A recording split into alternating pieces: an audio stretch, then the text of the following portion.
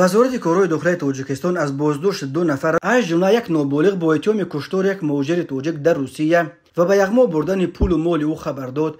بنا به اطلاع رسمی ضمن برگزار نمودن چهاربینی‌های فوری و جستجویی از جانب کارمندان میلیسیا، یک نابالغ 16 ساله و یک مرد 29 ساله ساکنان ناحیه رشت و شهر دوشنبه با گمان صادر نمودن جنایت آدمکشی دستگیر کرده شدند. خود دستگیر شدگان و نزدیکان آنها برای شرح قضیه دسترس نیستند، ولی بنا به فرضیه تفتیشات گمان بر شوندگان 29 آگوست سال 2023 هنگام در مهاجرت مهنتی در شهر میتیش ولایت مسکو فدراسیون روسیه قرار داشتنشان کشتار مرد 27 ساله ساکن ناحیه دوستی را تحریزی کرده او را با استفاده از گنتل و کارت به هلاکت رسانیده مبلغ خودش را گرفته به جمهوری تاجیکستان فرار نمودند. تفصیلات دیگر قضیه آورده نشده است. نام دستگیر شدگان و مهاجر تاجیکی که قربانی آنها شد نشر نشده است.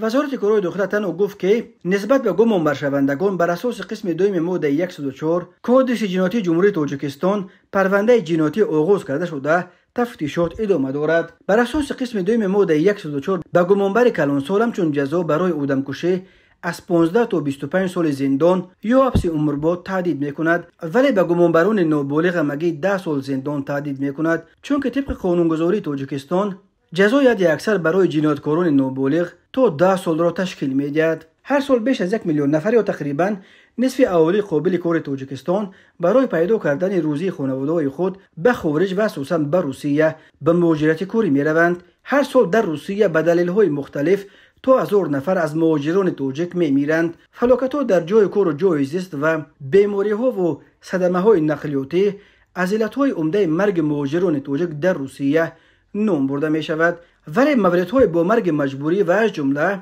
با دست هموطنان خودشان کشته شدن مهاجران تاجیک در روسیه نیز کم نیست.